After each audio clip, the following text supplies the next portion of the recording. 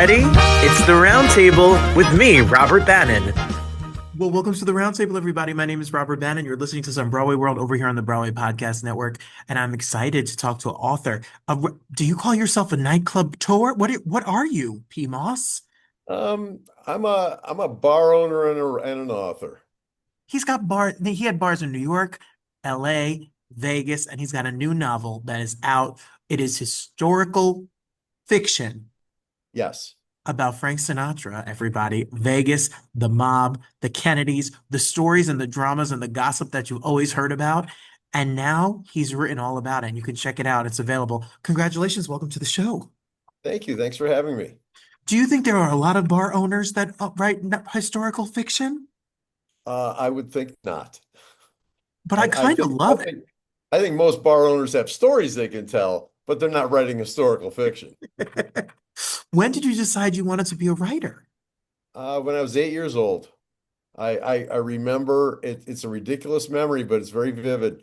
I was 8 years old, and I'm in the back seat of my parents' car, and it's a Sunday, and we're driving off to see, their friends to do whatever, and I'm going to get dumped with their kids. It was one of those, right? So I'm in the back seat with a legal pad and a pen, and I'm writing a story. I remember I'm writing a story. I don't know why. I don't know where that came from, and I don't know what it was about, but I remember vividly that that's what I was doing. So it was in me somewhere. I don't know where or how it got there, but it was in me somewhere. And you've written now other books like Blue Vegas, which won a bunch of awards, and Vegas Knockout and Aloe. Right. And you have written a bunch of them, but no books have you written. I think they might be tied to Vegas, the other books, but this is a Sinatra Vegas mobster political thriller.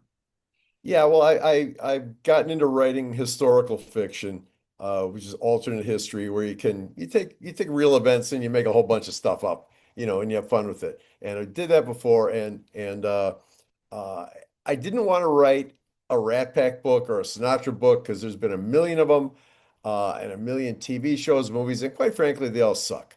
For one reason or another, they just do. They get it wrong, or they're just poorly done. And I go, I don't want to just throw another hat in that ring. But then I got the idea uh, that Sinatra and the Rat Pack was, well, Sinatra's the story, but the Rat Pack and the Las Vegas part is just part of a bigger story, of another story. And when I figured out I could do that, then it all fell into place, and then it became a lot of fun to write. So what is this particularly about? How do you describe what this book is?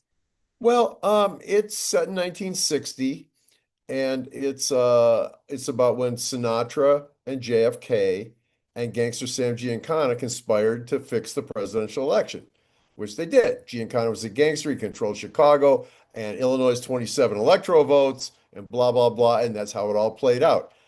But then a lot of promises were made, and then a lot of promises were broken, and Frank got screwed. He got thrown in the middle of this, and the mob guys are going, "Look, Frank, he's your guy. You brought him to us, and if you can't get him to do what he said he's going to do, we're going to kill you." So Frank has to go on the run, and like I said, it's historical fiction, and you get up to the election and a little past the election, and it's what happened. I took a lot of detours and liberties, but that's what happened. After that, the whole story goes off the rails, and I pretty much made the whole thing up after that. But it was fun. But that's what it's about. It's Screwing Sinatra. It started out as a working title because I thought it was funny, and the more I wrote this, I go, oh my God, that is the title because he gets screwed and very unfairly and has to fight his way out of it, which he's Sinatra. Sinatra's going to win, and he does. So that's where it all came from. That's what it's about. It sounds like so much fun if you're a Sinatra fan, if you're a history fan, if you're of this era, or you just Yes. like a good crime thriller, Mhm. story, which Right. everyone does, then this is the perfect book for you. I asked you, everyone, spoiler alert, we had a little technical mess up. So I asked him earlier if he had personal feelings on Frank Sinatra and what your thoughts are. Were you always into Sinatra, or is this something that just came to you? So would you tell us why Sinatra, and what are your thoughts about the man, the myth, the legend that is Frank Sinatra? Well, I was never really into Sinatra, but I certainly respected him as a performer, and all of that. But what I found really interesting was his personal life. I think it's incredibly interesting. And he was so often a target because anybody who wrote about Sinatra, they all had an agenda. It was they either loved him or they hated his guts. So you're not going to get a fair accounting anywhere with that. And so I tried to make Sinatra just a decent guy doing what he did. I didn't change his personality at all, but I made him a decent guy, which he probably was. What I find so fascinating about him is his connections to the mob, his connections to the Kennedys. He was really at the crux of that time, at the height of his fame, and Mhm. I mean, he lived through a lot of the drama and mess that he found himself in some kind of, I don't know, amazing way. Yeah, he outlived them all. Like they say, it's Sinatra's world, and the rest of us just live in it. And I guess he proved that. But where He can we was get he the was tough, and in real life, and especially in this story, he was really tough, and he got through it all. That's because PMOS, we're both Sinatra and me. See, we're both from New Jersey. And Yeah, there's a certain kind, no, not I'm not that tough at all. I'm actually pretty weak, but I but but but I do love Hoboken, New Jersey, and shout out to the Sinatra, and all that stuff that's down there, the park and there's a museum and all of that. sure. Um, I loved him growing up. My grandmother loved him. He's part of Jersey Mystique, as he is Mafia Mystique, as Vegas Mystique, showbiz. America, really, Absolutely. is Yes. is Sinatra. Mhm. So where do Sure. you want us to buy the book? Where should we get the book? It's available right now. Yeah, it's available anywhere books are sold. It's also an ebook. So, go to Amazon, go to Barnes and Noble, but go to your local independent bookstore. Let's support those people because they deserve it. I love that. I know that there's some mom and pop. I'm in Detroit right now, bookstores out here, and as well, and wherever you are around the country, make sure you go and support these bookstores for sure. Or if you read an ebook, you can have it in your hands by the time this interview's over, and you could already be Yep. into it. Yeah. So for you, what was your journey and working in Vegas? How did that start? Are you originally from Vegas? Is anyone? Uh, yeah, an awful lot of people are, yes. But I grew up in the Midwest. I lived in New York. I lived in LA, and I always wanted to, my fascination with the old Las Vegas and with gambling. I like to gamble, and I wanted to eventually, settle down in Las Vegas and open a bar, which I did. And, then another bar, and then a couple in New York, and they're all going strong. So I'm good with that, and I've got some good partners that help me out, and which affords me the time to write. And lately I've been on a roll. I've never been this prolific before as I am right now. So I'm just gonna roll with that. So if we're in a bookstore, we should buy your book. But if we happen to be in Vegas or New York, we should go to Double Down Saloons. Or if we happen to be in Absolutely. Vegas, we can go to Frankie's Tiki Room. What makes a good bar or nightclub? Of just, a comfortable atmosphere and just making people happy.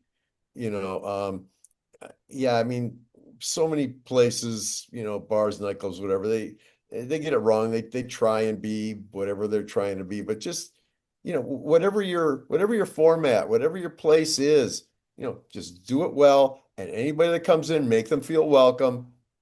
That's it. It's really, really simple. Right, good drinks, good times, good friends, and that's Yeah. it. And they'll come back.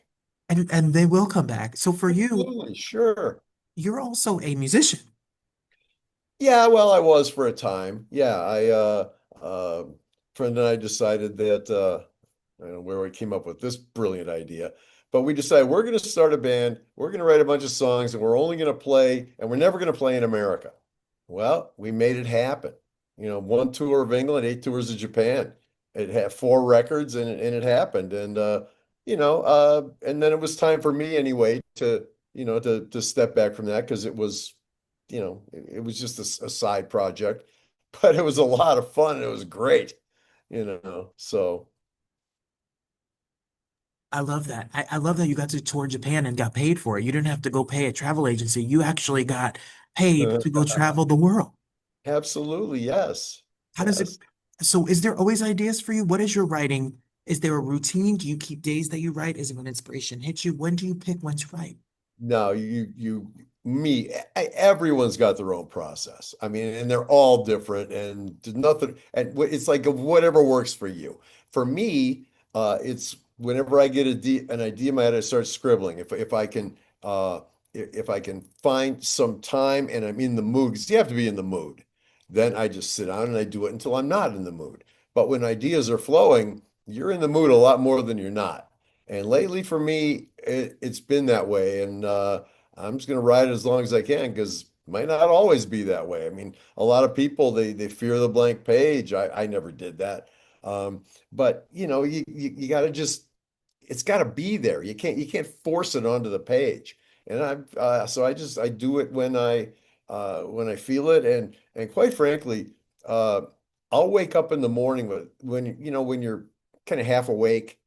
I'll have an idea often in my head.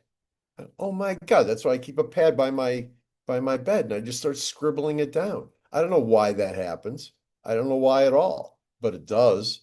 So, I mean, a lot of people they get their ideas in the shower when they can't write it down, so they're screwed. But I don't know. It's just everybody's different, but that's how it works for me. I love the idea. I've always said the cursor blinking on a document on a computer is gives me anxiety. Maybe it's going from my school days.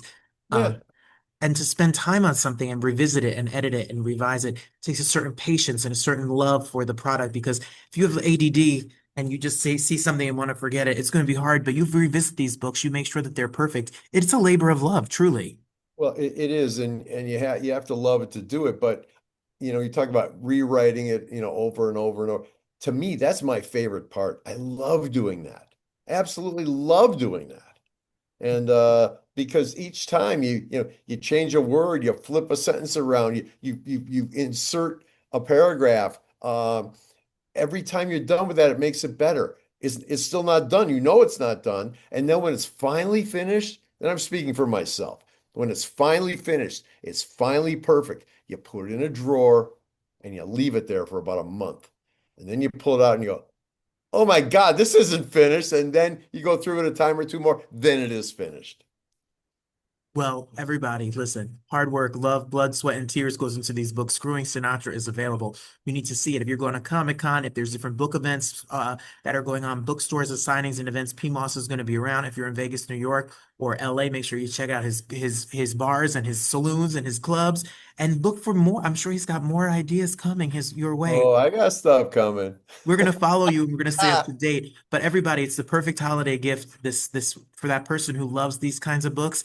This is the book. Make sure you check it out. Thank you for Every, being here. yeah, it's my pleasure. Thank you so much for having me. We I made mean, it happen. It only took us 2 times, PMOS, but we got it.